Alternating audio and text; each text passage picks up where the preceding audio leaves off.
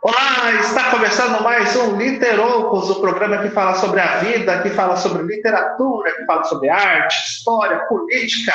E hoje nós temos a honra de receber uma jornalista licenciada em letras, criou salões de livros em Nova York, Montreal e Berlim, lançou projetos como Jovens Escritores no Brasil, em Portugal e nos Estados Unidos. Ela também criou o troféu Literatura e a Academia de Letras da América Latina e coordena projetos do Movimento em Defesa da Mulher. Nós estamos falando com a Jo Ramos. Seja bem-vinda, Jo! Ai, muito obrigada pelo convite. É uma honra estar falando para você e o pessoal todo de Mato Grosso, não é? Que maravilha! Adorei o convite, obrigada.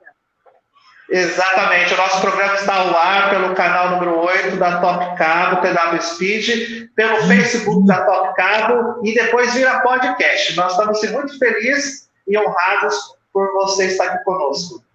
Muito obrigada.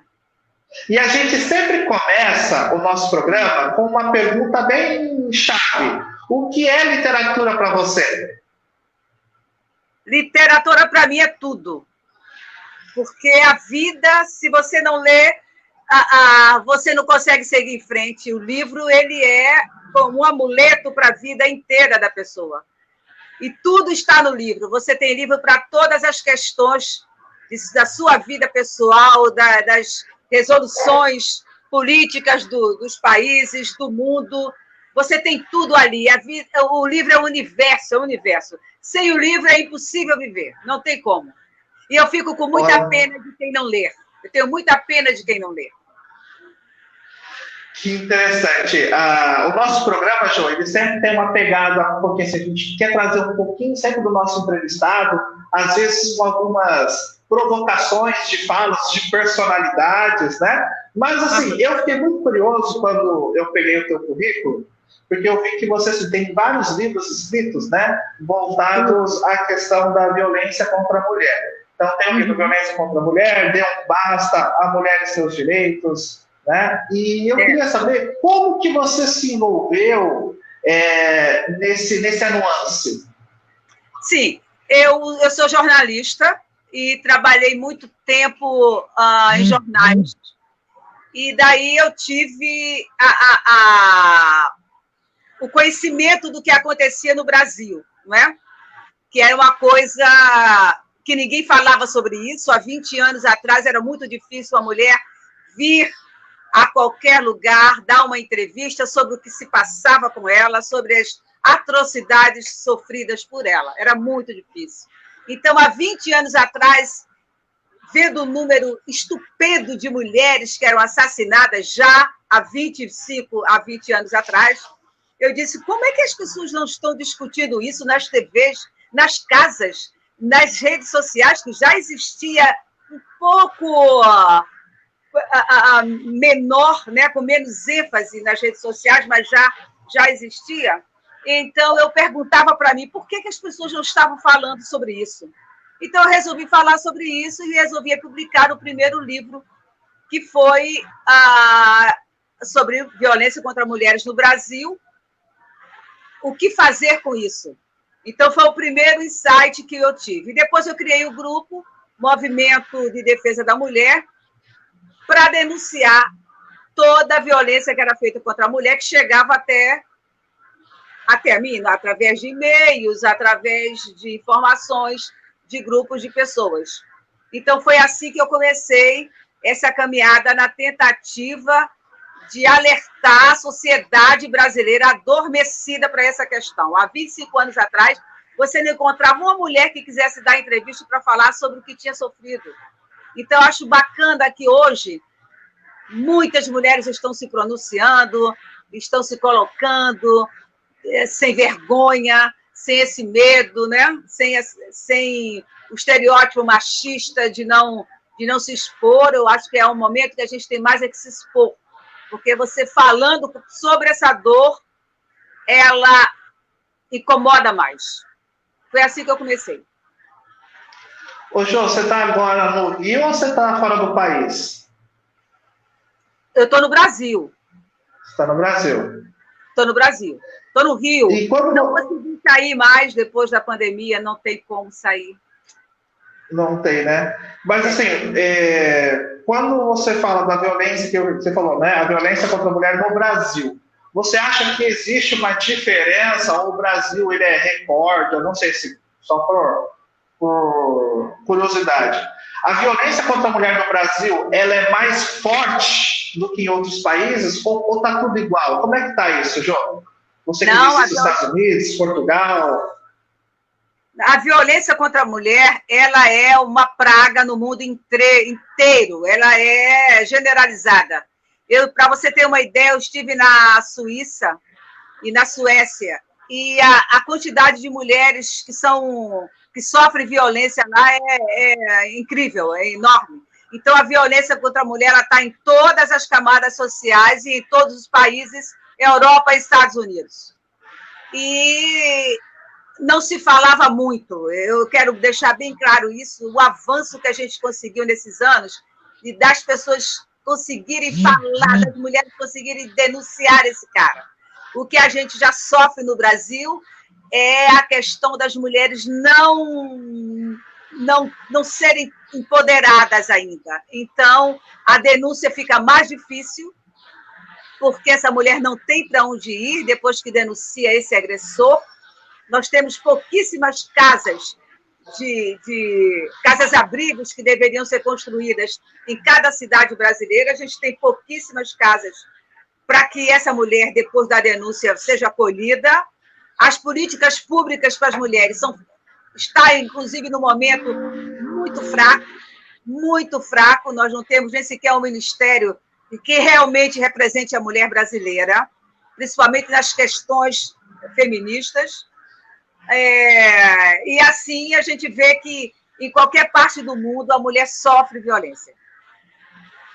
Certo. E aí eu vou trazer uma frase que é uma provocação, né? Uma frase do nosso ilustre William Shakespeare. Ele diz o seguinte: fragilidade, teu nome é mulher. Você acha que a mulher é frágil? Eu não acho nada disso. Nós somos muito fortes. Nós somos resilientes, nós aguentamos firme, nós temos dupla jornada de trabalho, quando não temos a terceira a jornada, nós estamos na frente de tudo. Mais de 47% dos lares brasileiros são administrados e mantidos por mulheres, porque os homens foram embora e deixaram seus filhos e suas mulheres para trás, e quem está no comando desses lares são as mulheres. Nós somos muito fortes, e eu acho que estamos tomando, de certa forma, resgatando, pegando nas mãos o poder que tanto tempo ficou com o patriarcado. Estamos nessa falência. Eu acredito que hoje no mundo há uma falência da sociedade generalizada em todos os setores. Então, à medida que a mulher está avançando em certos postos políticos e sociais, a sociedade se humaniza mais. Você acha que as políticas públicas colocadas até aqui, a gente viu aí um aumento da violência doméstica, né, na pandemia, a gente percebeu aí em algumas estatísticas. Você acha que o Brasil tem feito o seu papel, sua lição de casa, ou não? Simplesmente assim, não está fazendo o que precisa ser feito? Bom, a gente tem uma coisa que avançou muito no Brasil, que nós temos a Lei Maria da Penha, que é a lei mais conhecida e mais assimilada pelo povo brasileiro, a Lei Maria da Penha. Uma boa lei precisa de algumas mudanças estruturais nela. O Brasil tem essa coisa, quando ele começa a avançar, vem um e dá uma quebrada nas pernas. Nós temos agora esse governo brasileiro criando, junto com o Ministério, que a gente não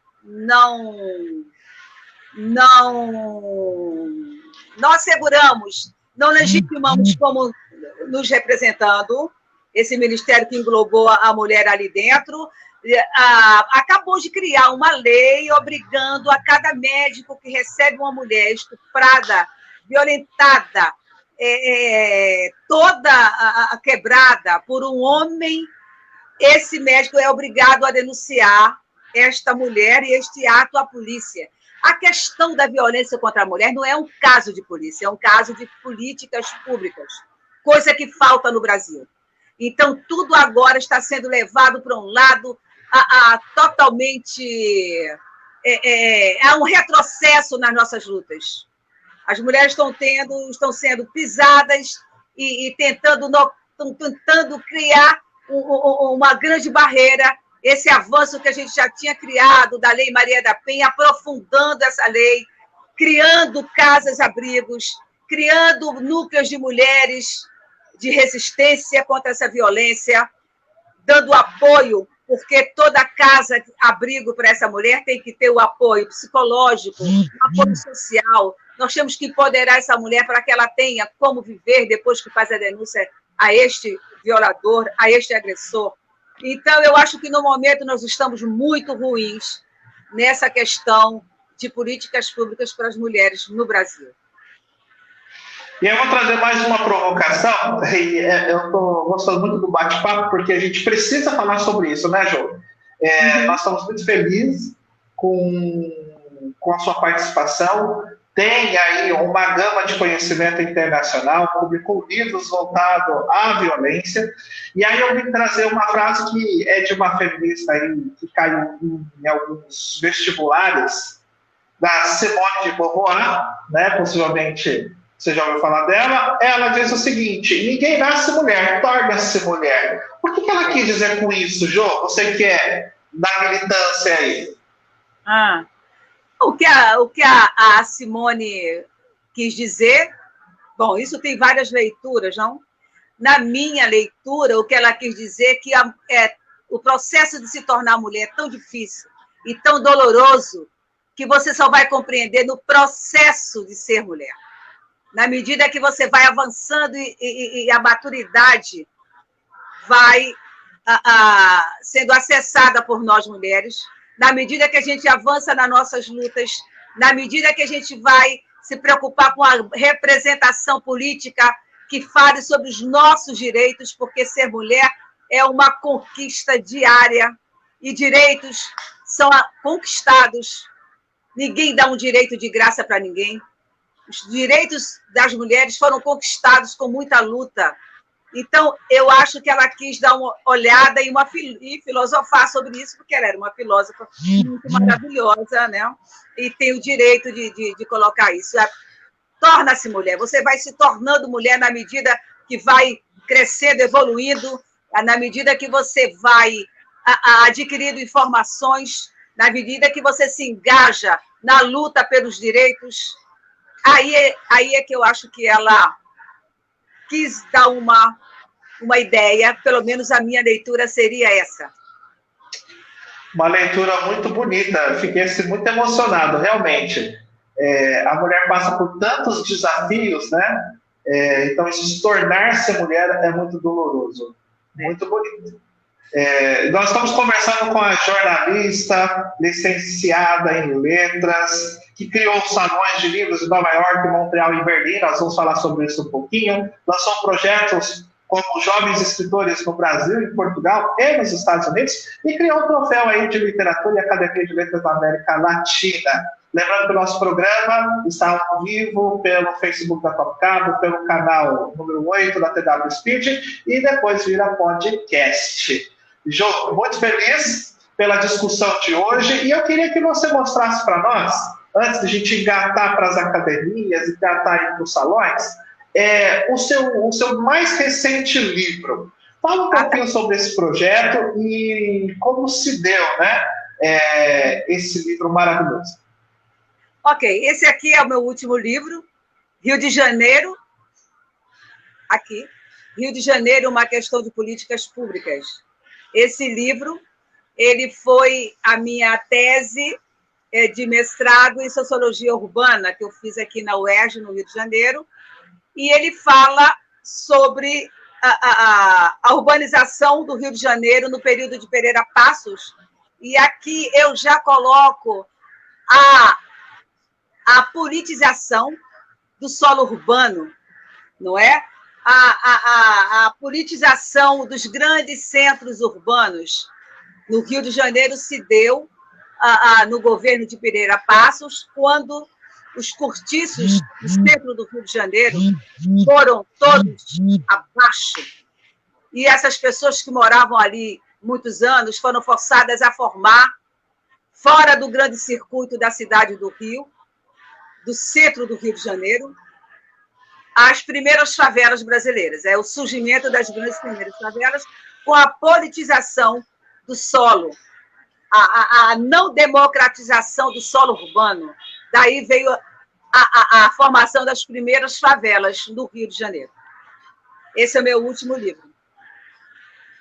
Que bacana. Então, aí você estudou então, toda essa história, a inicialização e a história da favela, né? Aí a gente entende um pouquinho, vai entender um pouquinho o cortiço, né? O grande cortiço. Você acha que continua essa não democratização urbana, ô Jô? Sim, cada vez mais, não? Os espaços urbanos estão cada vez mais limitados pela elite, né? A elite sempre demarcou muito bem o seu espaço, sempre roubou muito o solo dos que já estavam, né, aqui. Então, a elite continua espremendo as pessoas na favela, espremendo as pessoas para longe do seu trabalho. Tem pessoas que pegam as condições urbanas de hoje no Rio e no Brasil, as pessoas moram a 2, 3 horas de longe do seu trabalho, não é? Então, a elite foi se apoderando dos centros urbanos e colocando para as periferias a grande população que deveria ser a dona disso tudo. Estamos conversando com a jornalista, criadora aí dos salões de livros, assim, e a gente percebe pelas fotos, pelas imagens. Eu acompanho a Jo aí há basicamente quase 5 anos pelas redes sociais, e a gente fica assim, muito feliz e ao mesmo tempo ansioso, curioso em estar participando desses salões. Como é que foi a criação desses salões, Jo? Por onde você começou e qual foi a ideia? Hoje se transformou esse projeto? Assim, bom, eu comecei quando eu comecei a escrever. Comecei a escrever, lancei o primeiro livro, lancei o segundo livro, que foi A Mulher e Seus Direitos, e me deparei e agora? O que é que eu faço? Como é que eu vou divulgar isso? Porque você sabe que a grande mídia continua cultuando os mesmos escritores de sempre. Não que não sejam bons, né? Os clássicos são maravilhosos, mas a gente precisa ter espaço para os novos, para os escritores que estão nascendo, os jovens escritores, os escritores independentes, as pequenas e médias editoras. Então, eu fui pela primeira vez a um salão de livro internacional e vi que naquele salão de livro internacional nós tínhamos, vamos dizer, mais de 2.000 escritores e só 4 ou 5 estrelas poderiam falar sobre o seu trabalho. Então, eu achei que tinha alguma coisa errada nisso.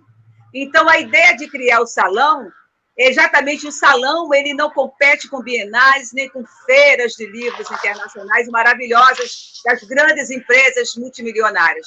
O salão é uma coisa menor e que dá possibilidade do autor formar seus leitores, do autor, do pequeno autor, do novo autor, ter a possibilidade de conversar com seu leitor, de estar tete a tete falando sobre o seu trabalho.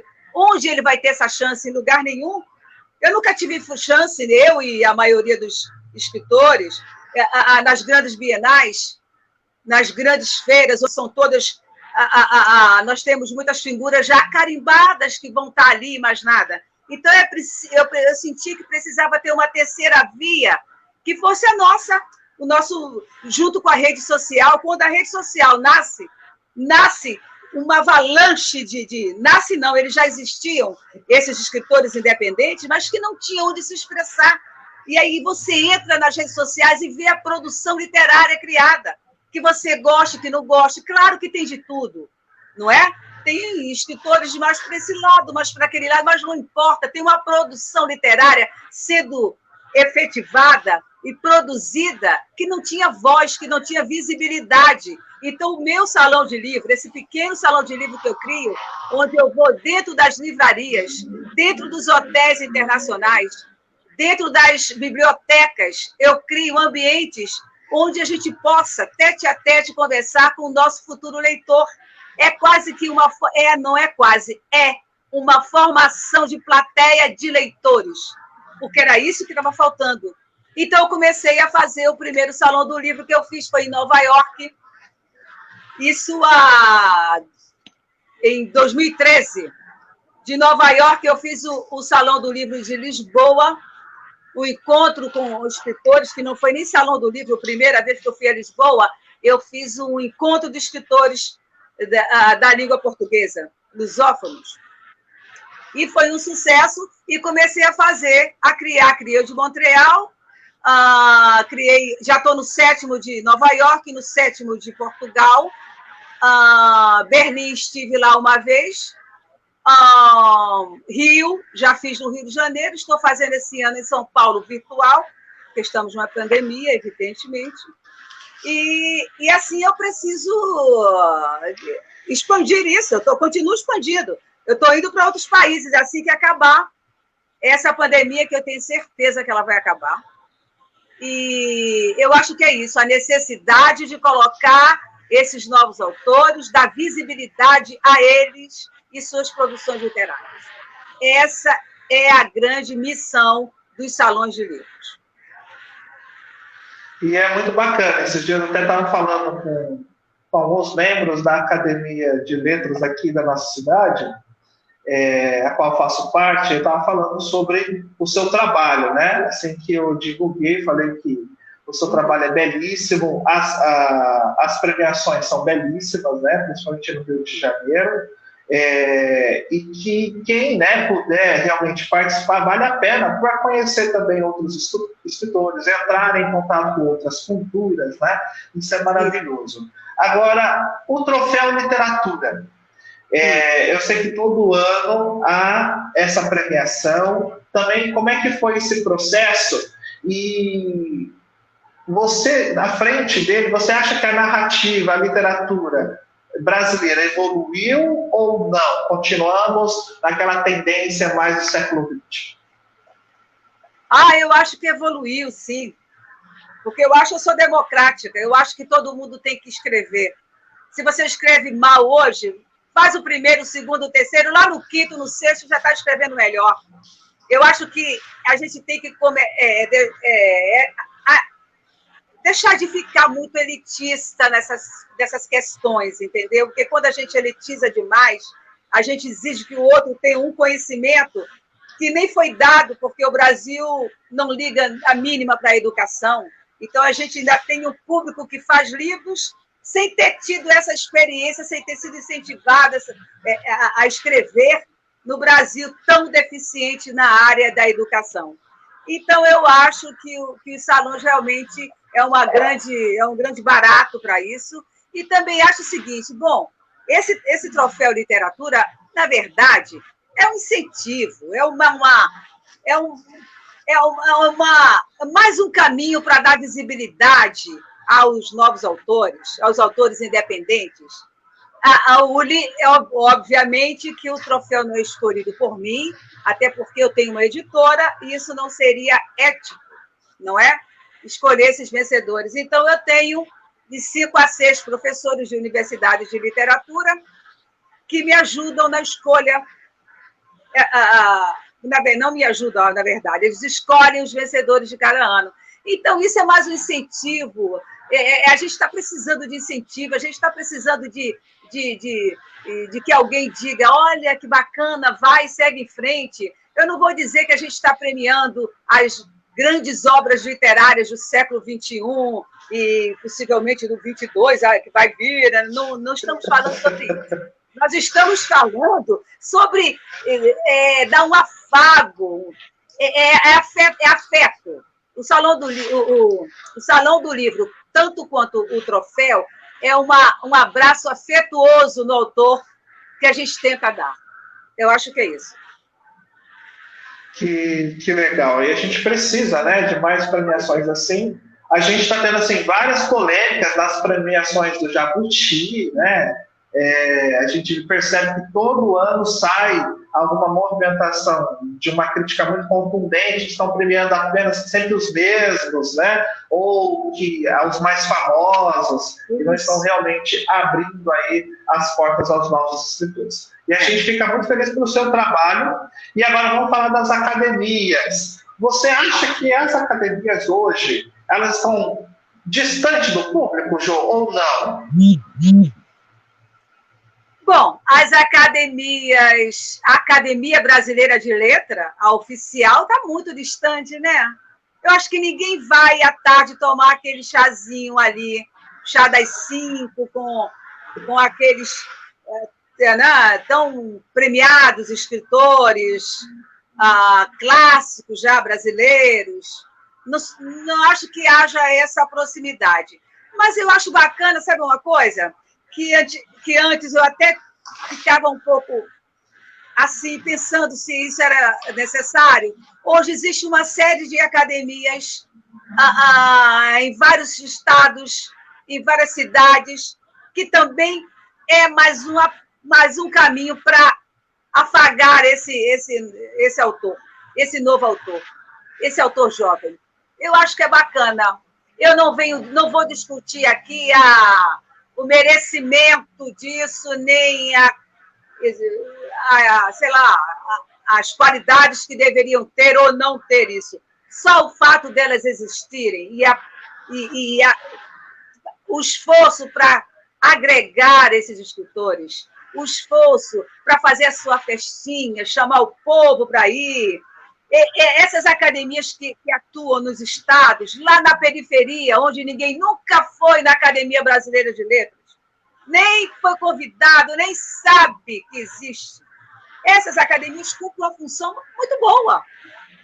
Elas fazem concurso de poesia, toda semana estão juntos, eles criam antologias, eles criam oficinas de escrita.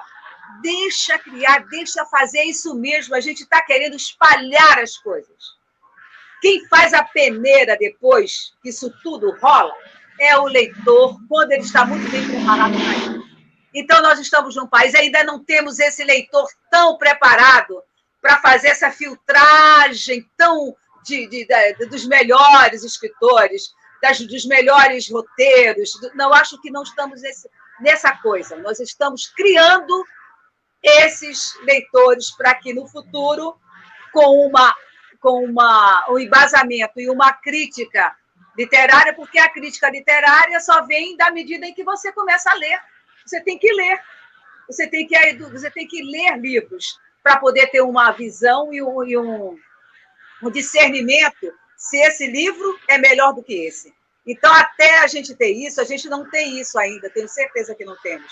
Então, nós temos que incentivar a criação de todo tipo de associação, de sarau, de concurso de poesia. Dou a maior força para esse povo todo. O importante é colocar as pessoas para lerem e escreverem. O primeiro é ruim, o segundo é mau, o terceiro não está bom. Lá para o quinto, sexto, 10º livro, já está aprendendo a escrever, já está se comunicando melhor e está formando uma base de leitores, que é muito importante. Tá certo. Estamos conversando com a Jo Ramos, jornalista, licenciada em letras, criou vários salões de livros em Nova York, Montreal, Berlim, lançou projetos como Jovens Escritores do Brasil, Portugal e Estados Unidos. Criou também o Troféu de Literatura e Academia de Letras da América Latina e escreveu vários livros, principalmente voltados aí à questão da mulher. Ô, João, você acha que a profissão de escritor, não sei se a gente pode chamar isso, mas aqui no Brasil deveria ser regulamentada ou não? Porque eu penso assim, ó, eu vejo assim, em outros países, o escritor ele recebe lá já um valor para escrever suas obras. Aqui no Brasil,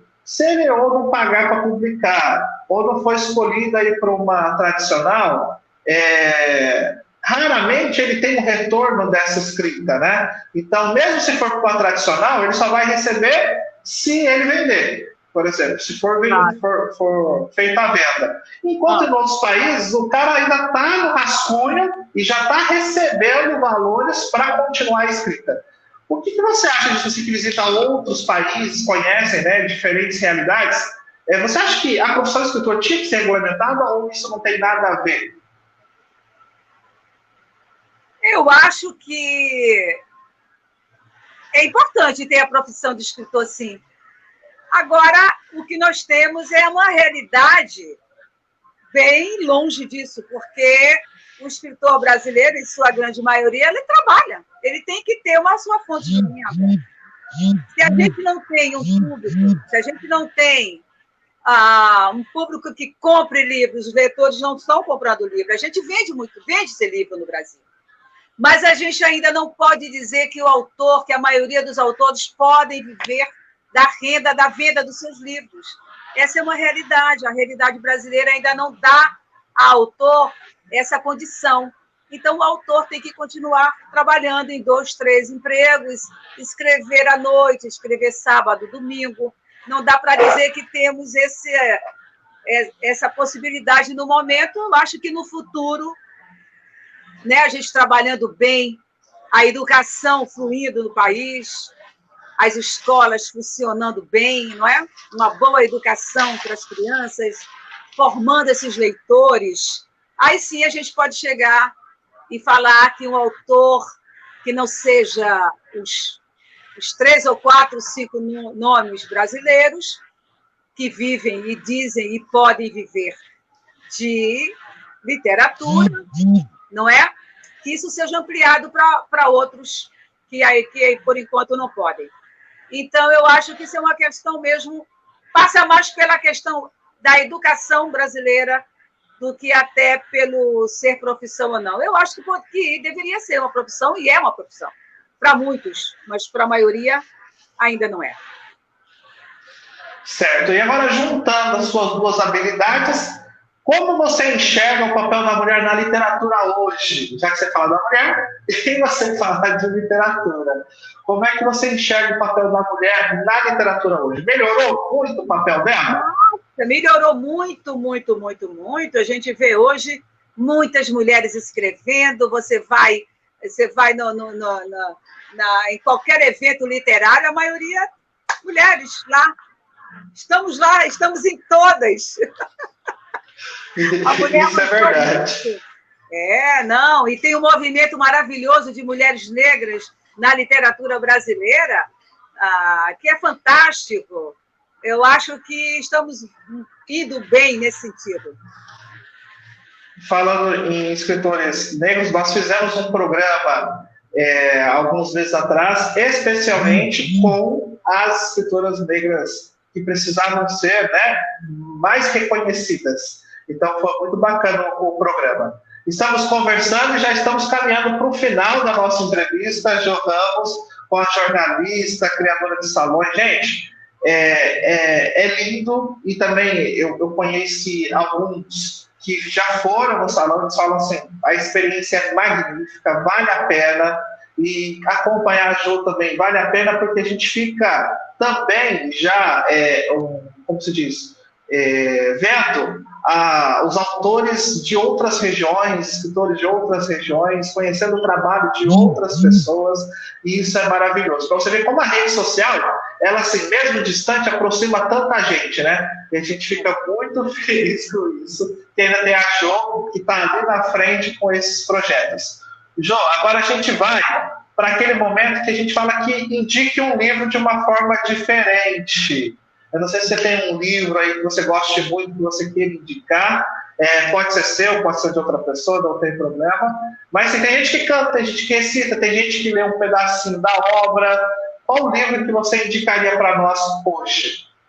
Hoje, um livro que eu indicaria para vocês hoje, eu indicaria o livro da Kate Kirkpatrick sobre uma biografia da Simone de Beauvoir, um livro maravilhoso. Queria mostrar ele aqui, vamos ver se eu consigo. Eu vou lendo. Vamos ver. Ao vivo e em casa tudo acontece. Simone de Beauvoir, Uma Vida. Esse livro é maravilhoso para todo mundo, não só para mim. Deixa eu ver se eu consigo. Vai um pouquinho. Aqui. Isso, aí. Isso. Que bacana. Não conhecia. Esse livro eu estou lendo no momento, é um ótimo livro. Eu estou lendo também, que eu acabei de comprar em Portugal em junho, As Obras de Eça de Queiroz. Esse livro é maravilhoso também. Eu imagino. Opa, cadê eu? Ai, não consigo. Aqui. Aí, isso. Essa de Queiroz. Excelente realista naturalista. Eu posso dar essas duas. E também posso dizer que podem ler também uma antologia que eu acabei de lançar com escritores novos. É uma antologia bilíngue, português e espanhol, com nossos autores traduzidos. Mais um pouquinho. Aí. E a capa ficou muito bonita, viu? Ficou, né? Ficou. E esse livro a gente encontra onde, Jô? Tudo no meu site, que hoje é o grande dia. Acabei de lançar o site da ZL Books hoje. Então, é www.com.br. Lá você tem os livros para venda. E você tem a livraria ZL Bookstore. E você tem todos os projetos que eu tenho realizados, inclusive o projeto Jovens Escritores, que não deu tempo a gente falar, que era muito bom e que é muito bom. Já lancei 7 livros com o projeto Jovens Escritores,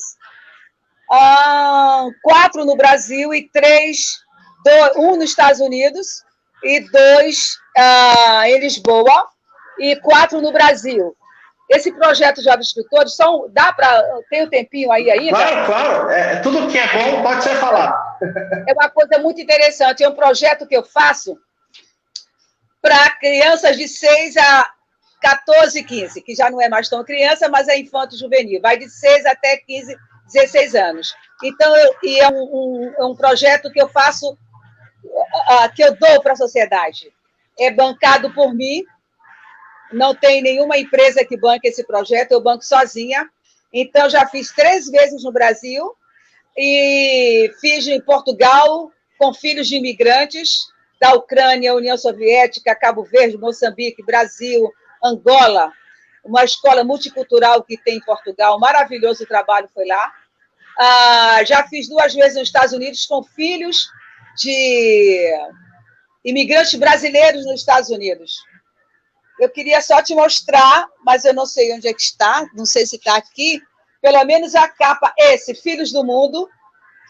Esse foi o livro do projeto Jovens Escritores, que foi feito em Portugal, com filhos de imigrantes de vários países que moram lá hoje. E com temas... Eles fazem o quê? Uma narrativa? Eles fazem uma narrativa, poemas? Eles escrevem sobre temas. Esse, por exemplo, foram temas complexos, como aborto, como violência contra a mulher, como imigração e outras questões, racismo. Então, as crianças falam sobre isso, de 30 a 40 autores. É muito interessante. Também está vendo no teu site, né? Esse eu nasci no ano passado também em Lisboa. Todos estão vendo no seu site, né? Oi? Todos estão vendo no seu site. Exatamente, todos eles estão no meu site. No meu site também tem um release que fala como é que esse projeto acontece e aonde ele já aconteceu. Nossa, que bacana. Aí você vai até uma escola e lá você faz o trabalho em cima da literatura, seria isso? Geralmente eu faço uma parceria com uma professora, uma diretora de algumas escolas que topem. A única coisa que eu preciso é que a gente defina um tema e que elas me enviem os textos. Elas me enviam o texto e eu faço o livro completo. Eu tenho um revisor, faço a revisão, lanço pela minha editora, e aí a gente faz uma grande festa no Salão do Livro, na cidade, no país que eu tiver, e a gente entrega, dá de presente um livro para cada escritor jovem escritor que participou do projeto. Eles levam a família e é uma coisa maravilhosa. Essas crianças choram de felicidade. Então, eles recebem gratuitamente o seu livro, doado por mim, uma coisa minha, para o mundo. Eu acho que a gente tem não só que ganhar dinheiro e trabalhar, mas a gente tem que dar alguma coisa para alguém, para a sociedade, que você até não conhece, que nunca mais vai ver. Doar. Então, a minha forma de doar é o projeto Jovens Escritores. O projeto é todo bancado por mim. E que projeto bonito, hein? Que projeto bonito. Porque quantas e quantas vezes eu na escola gostava muito de escrever, mas, sinceramente, não existia um estímulo, né, para isso. Só se fazia lá um concurso de poesia, mas a gente percebe que não era tão... É uma coisa cara, né? Lançar um livro é caro. Então, exatamente. eu coloco a minha editora a serviço desse projeto e eles ficam muito felizes. Que trabalho maravilhoso, viu? Eu vou entrar no teu site essa semana, vou verificar. Gostei muito desse dos imigrantes. Acho que nós precisamos dar vozes, né, a eles, entender, porque ninguém sai da sua pátria, larga o seu país à toa. Né? Não existe isso. Não existe. Eu sempre falo muito para os meus alunos que, se a gente pegar a América Central, grandes conflitos naqueles países, então, assim, ninguém sai à toa para ir para... Não é fácil ser imigrante, né? Nunca foi fácil ser imigrante. Imigrante é uma coisa muito difícil. Inclusive, eu estou fazendo uma antologia sobre isso no momento. Eu acho que está. Ser basicamente um semi-escravo lá. Não estou te ouvindo, não. Sempre uma...